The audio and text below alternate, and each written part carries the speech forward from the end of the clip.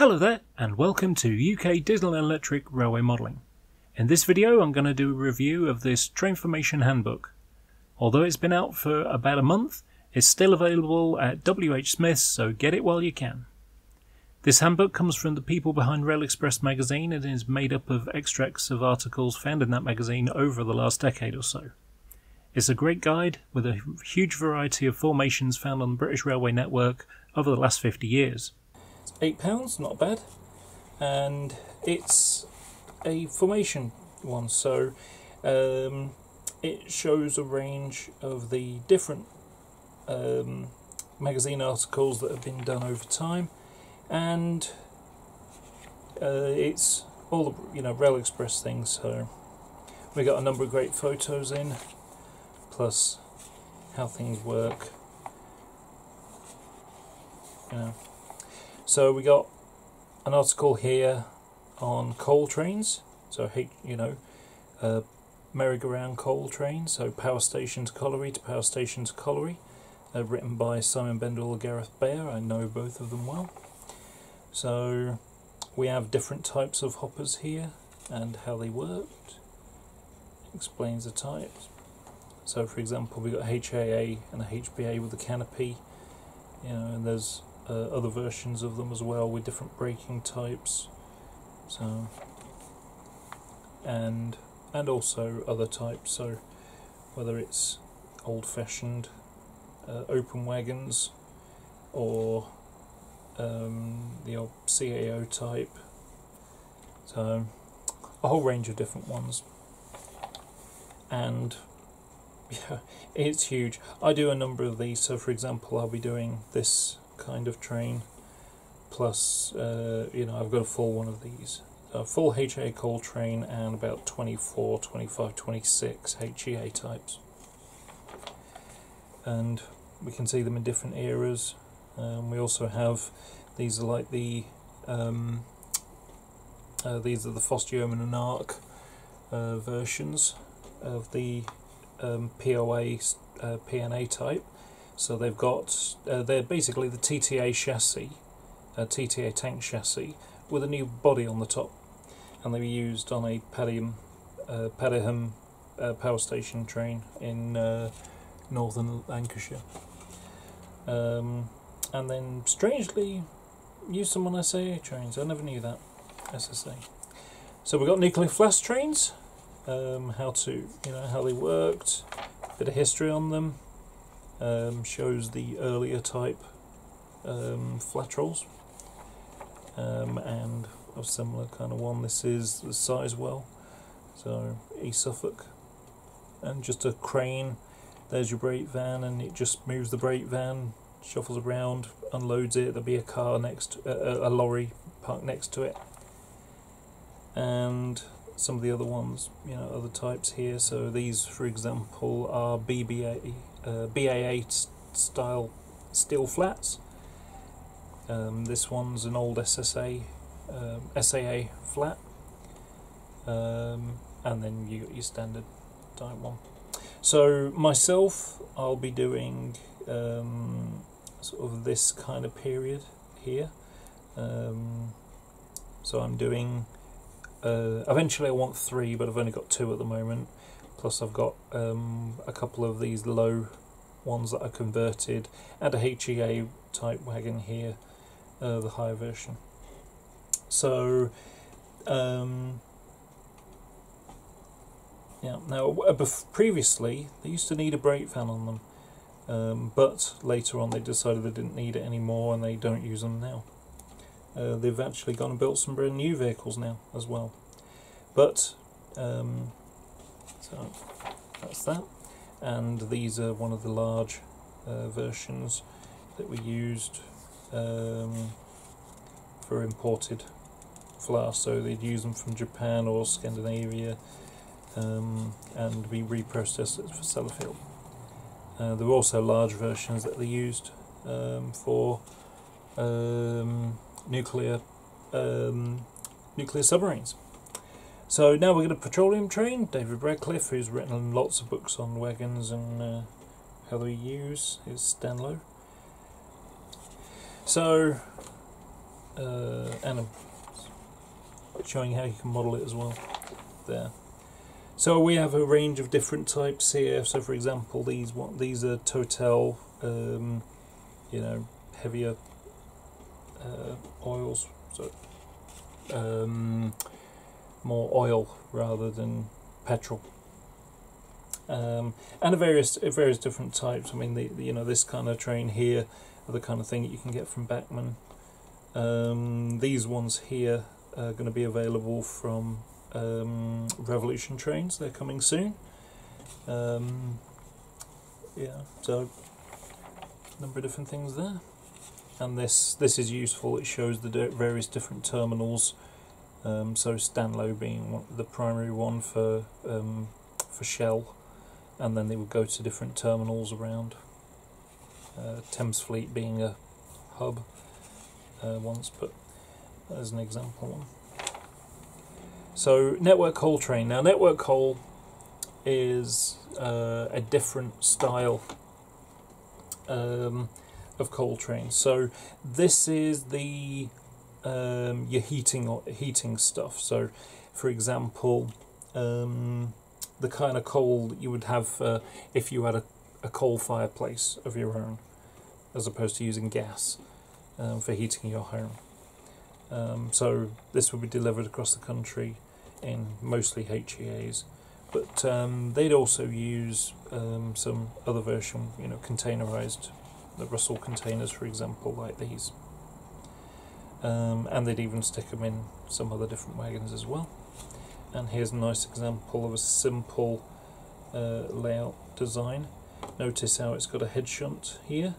That's so that you can't have any wagons or a loco run away onto the main line where it might have an accident. So it enables, you know, this would be locked, so that if anything is using this section, the same here would be locked. It would just prevent anything running away and going on the main line. So we've got LPG trains. So these are liquid petroleum gas. You know, has a lot of different types of wagon. You can see this one is one of the TTA type ones with a different, you know, underframe, a different type body on top, but could be converted. One of the ones I would like to do is the Conoco train. That's 12 tanks. That would be a Stanlow train. So, yeah. Then we got how to model the Woodhead line. This is Guy Bridge, not far from where I live. And these are the different trains. So you've got everything from, you know, twin with coal hoppers, some fertilizer type chemicals, petrol trains, and also either rail tours or diversions. That's a diverted passenger train across the Hope Valley route, London, St Pancras to Manchester. Normally go the Hope Valley route, but if it wasn't available, and of course we got the class 506, or this is a class 110, Sheffield to Penistone to Huddersfield. And then of course finally there's the train, one of the trains that lifted the old track up when they removed the line, sadly.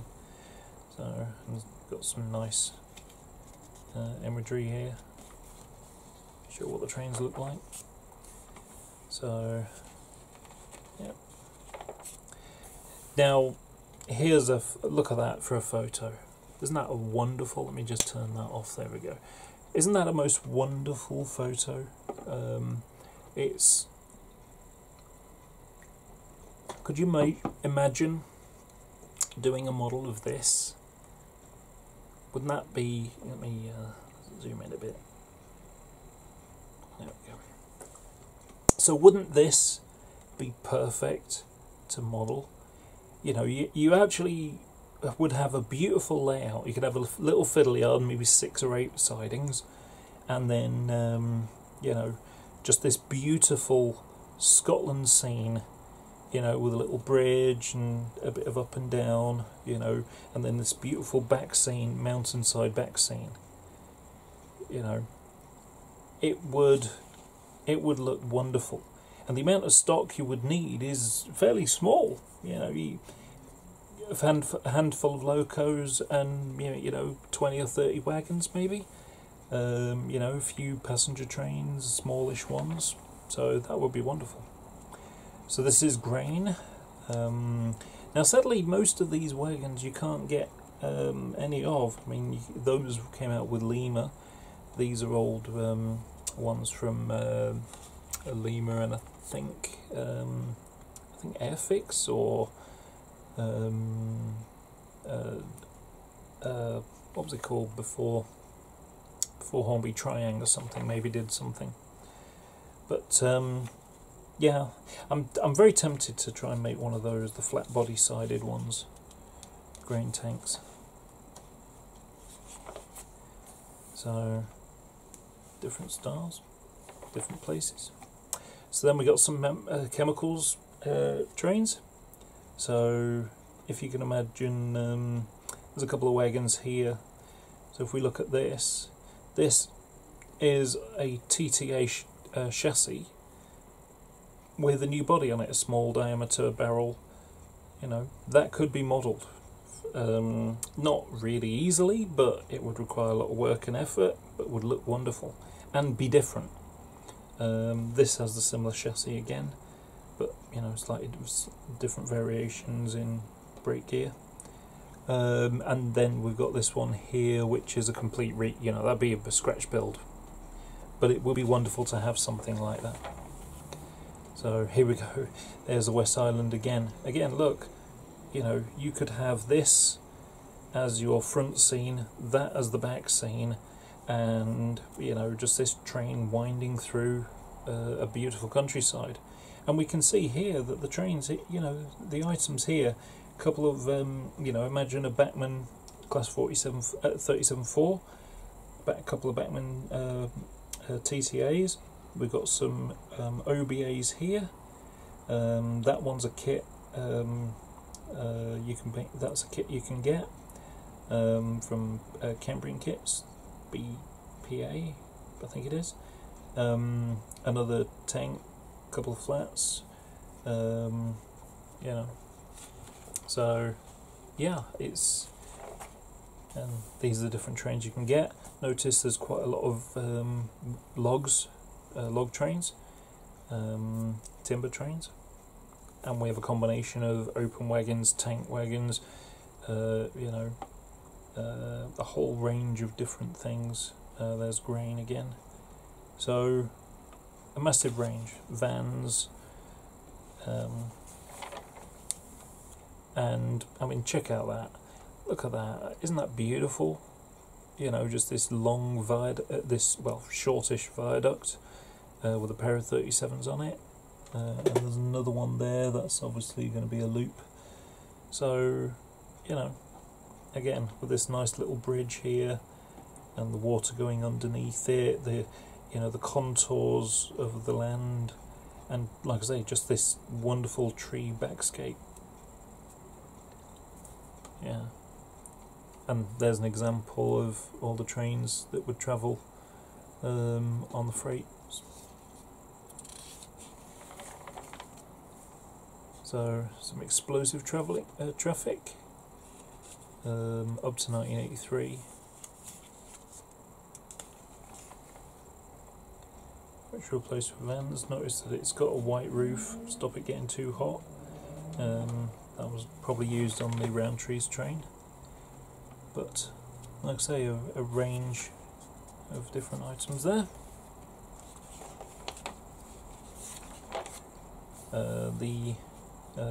This is something I'll be able to do eventually. I've got 6 of these at the moment. These are Parkside's 1184 diagram 184, I think it was, but it's 388X XX barbell open wagons. They're former iron ore Teplers, which would have been used in South Wales and that kind of area. And then later after that, they were used for stone trains out of the Mendips, behind Class 52s, and warships and a few other bits. And then later on, they were passed to engineers' traffic, where they'd be used for spoil and things of that nature. So we got plasmor traffic here. So these are largely breeze blocks used for the building trade, and they will be travelled from Heck, which is Selby direction. In fact, the train crash at Selby happened across the way from this terminal, and you know, got a range of different wagons. Bachmann do these OBAs with the high ends, and that would you know, in a couple of different colours of the versions of them. And you can see some trains are long, some are shorter, and they're also mixed in with Speedlink trains as well in earlier days, and that's a little bit different, isn't it? But yeah, more recently not more recently, they've also got these lift up side panels. So then we got some MOD stuff. Simon Bendall and his father Terry made this beautiful layout called Staverton. I've seen it at a show, and it's all war materials, so MOD materials, and it can be everything from MOD store stuff inside this terminal to tanks, or you know, personnel carriers. Even fun little vehicles like this, and you've got a range of different ones. I mean, here we've got a fun one with a couple of escort coaches, which are similar to these, one of the saloons with different windows on them. But again, they would be mixed with Speedlink trains, so you can see some BOC tank, some grain hoppers, and then a bunch of flats there, you know, mixed with some logs and all sorts of other things. And of course, we've got things like these, which are, you know, they will carry things like landmines and artillery shells, and the reason for using these kind of wagons, these are VEA vans. Now, VEAs are old steam era short wheelbase vans, and the reason for using and they converted a whole bunch of them in the late 70s and 80s, early 80s, several hundred of them. They used them because they had the short wheelbase, because a number of MOD facilities have, you know, these quite tight twisting terminals, and having a long wheelbase wagon like one of these, it's hard to get them to go around the corners so tightly. They can't use them on that kind of route. However, a short wheelbase one, they can. So we have a war flat and a war well. War well has been done by Hattons, and I think Oxford did a version as well. But here we can see, you know, two war wells, 3 war wells, and a bunch of flats. This is an end gauge as well. We have here something like a Hornby KFA with some side opening containers, plus some VGA style vans, VKA. So passenger and parcel stuff. So nice, simple Settler Carlisle route. So we've got a RMB, a Mark IIA TSO, Mark IIC BFK, and a Mark IIA TSO, and a Mark IIC TSO by the look of it. It hasn't got the lumpy vents on the roof, and has short ones a bit like that, so that suggests that's a C. has wraparound doors as well. You can see it hasn't got the door in the middle. So then we've got this, which is a nice, very good article, because most of these articles have been done in Rail Express already, but this one I found interesting. Not something I model, but I thought was interesting. So what happened was they took. So initially, the Glasgow to. Let me show you this for a second. I was talking about this recently, so it's. Was in my mind. So originally the Glasgow to Edinburgh trains, after steam of course, the diesel electric period, so they used these class 126s, and 126s they've got a flat end at one end and a pointy, should we say, pointy end at the other end, as much more stylized end. So, and the way they worked them, they used them in either in 3s or 6s. So you would have another one of these attached to that, and so that's why you got the corridor between. And so they would be used between Edinburgh and Glasgow. Later on, they modified them, so you can see this is the inner end, and they were cleaned up later. But they ended up being used on the airline. But from what years does it say?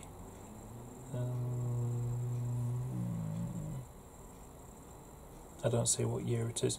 Anyway, so what they decided to do was increase the frequency and the speed of the service. In order to do so, they needed to have air brake wagons. Air brake coaches. So Scotland had a number of vacuum braked Mark IIs. Rather than go moving things around the country, what they did was they converted a whole bunch of them with disc brakes, so air powered disc brakes. That meant that they could slow quicker, they could accelerate quicker because they had two locos, one at each end, and they could slow down quicker as well. So now, after later on, they came up with the Class 47 with a DBSO, so it's a push-pull system. Because an idling loco being dragged, it created some problems. So they weren't terribly reliable, and as a result, they decided to go for a different system. But so they came out with the Class 47s. These were taken out of service, the locos were taken out of service for these duties, used on other normal things, normal local passengers, and going up to Inverness, I think. But they would be used elsewhere. The coaches were retained, although many of them were also transferred away. So, for example, Transpennine trains, I'm going to be doing a couple for my Transpennine train, plus another 3 that will be converted for research trains. So, and then we had the push-pull system. So usually it was 4 or 5 Mark III coaches with a DBSO on the end. This is a bit unusual because it's got a Mark II-D in the middle of it. You can tell it's Mark II-D because you can see the toilets are on the same side for a second class coach, which is what this is. This is an early version. So now, and here we have a demonstration of the different ones. So this is the Class 27 ones at the top there. Then we got the Class 47s push-pull system here. Then we've got this one's interesting because originally they were from Glasgow to Edinburgh. However, later on they extended them to Aberdeen and Perth.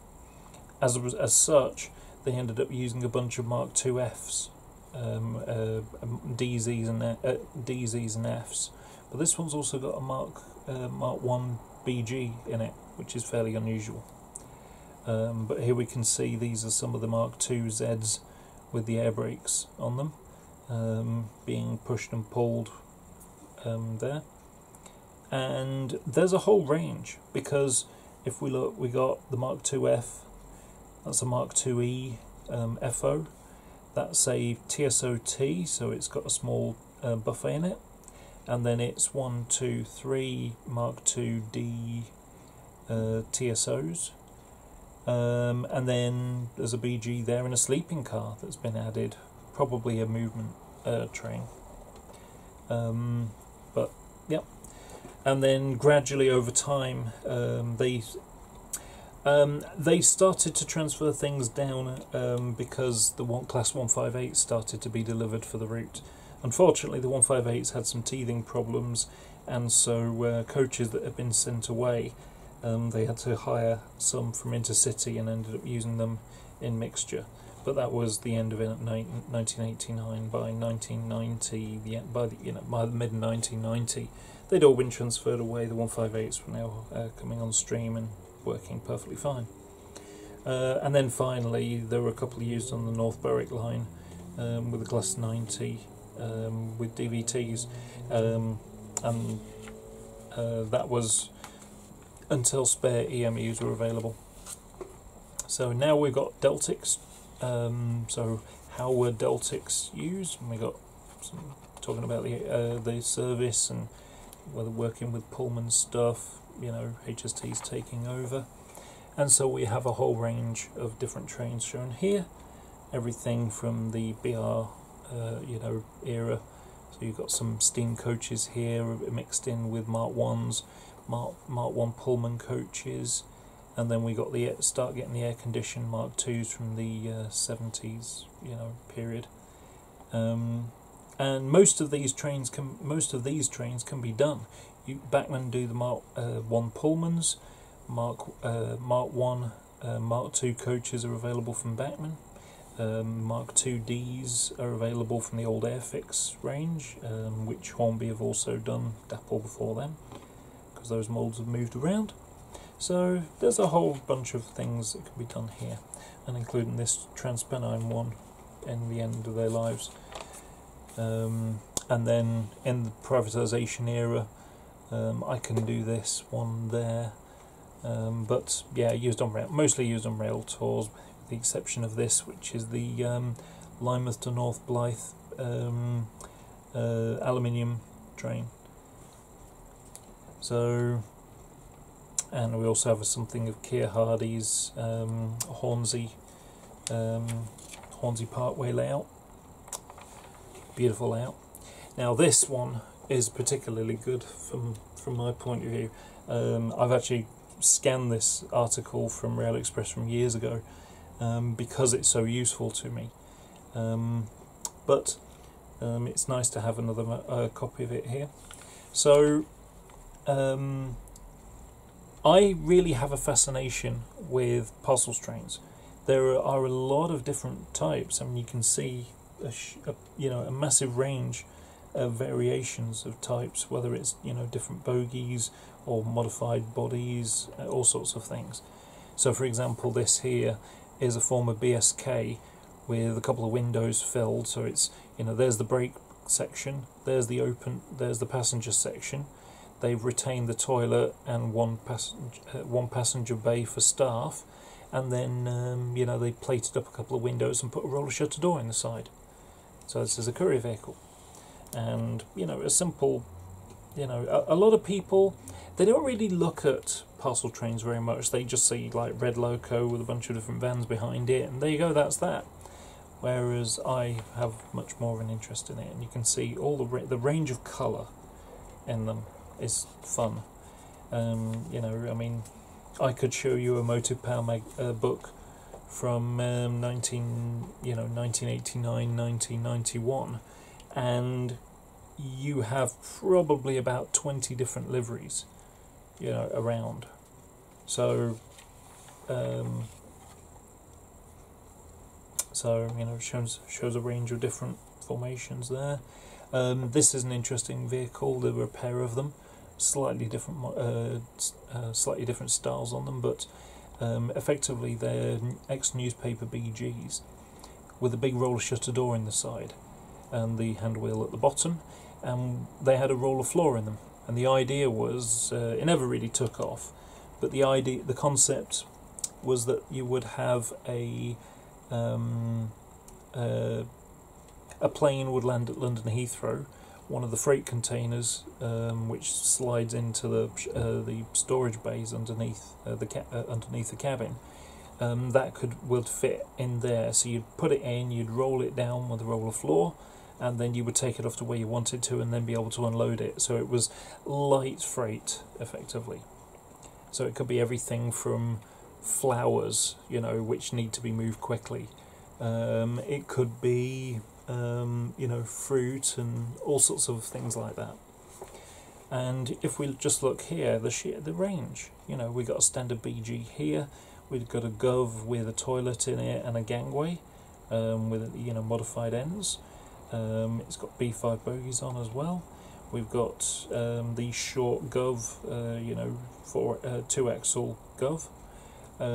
We've got a ex-newspaper van here, so the newspaper traffic meant that they were just filling them inside, and they had lift-up tables, and the hand wheel is at the bottom here, and then one of the sets of doors was sealed up and filled in, welded shut. Then we got a standard Gov, another standard Gov in a different livery with different types of bogies on them. This is another one of this type of coach. Unusual vehicle because it's 93999, but also was renumbered back into its original newspaper van formation, again with B5 bogies. And I'm going to model it, but I'm going to model on one side, I'm going to model it as 93999, and on the other side I'll do it as 94003, just because it's interesting, spending more money for an extra wagon just to do it. So now we got more parcels train stuff, so different TPO variants and how they work together, shows the network, and of course we also have the 114 DPUs. So, and just the range, again, these are all the TPO trains. So, for example, this is the Workington to Huddersfield, so on the Cumbrian coast, which is what this is here. So you can see we've got a courier vehicle, a BG, a newspaper van, and one of the Bachmann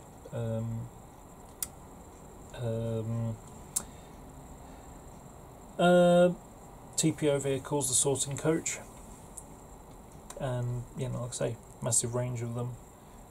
They work. Check out this one. This is a West Coast mainline ones. So you've got 3 TPOs, and then 1, 2, 3, 4, 5, 6, 7, 8. Parcel coaches to go with it. That's a long train. And then we've got units as well. So we've got a class 308, which they originally used them for fish trains, if I remember correctly, but they use them for parcel stuff as well. We've got a 128 and a couple of 127s. The 127s were the Bedford to St Pancras DMUs with hydraulic gearboxes, if I remember correctly, like this. And when they electrified the line and used class 317s, they were spare, so they used them for parcels trains, and they cut a big roller shutter door in them, and they could also hold a couple of parcel coaches. We've got a 105, we've got MLVs on the southern region, and we've got 128 and class 114s with a parcels vehicle there, and of course we've got the 3029. So out of all these ones, I've got one of those, and I've got a kit for one of those, and then I've got a kit for that as well. Just need to build it up now. So auto baluster, so you can back undo these wagons, and it shows how they get used. Generally they're used in 5s.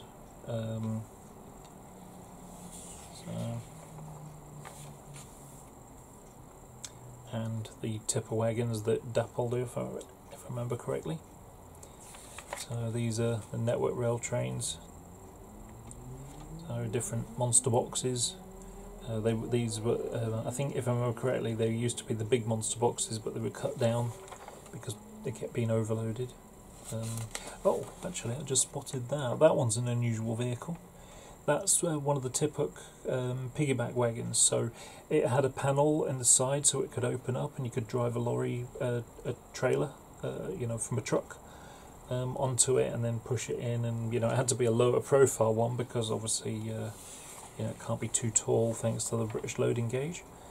So here we have the railhead treatment train. Well, these wagons are going to be available from Hatton's soon. So we've got an example here with a pair of DRS 37s with one between. There was some fun. This stuff gets absolutely filthy. I mean, look at the end of that. You can see the dirt on it. Just absolutely filthy. There was I have a little joke about this kind of thing. So, in World War II, they had aeroplanes that were in olive drab. So think Memphis Belle.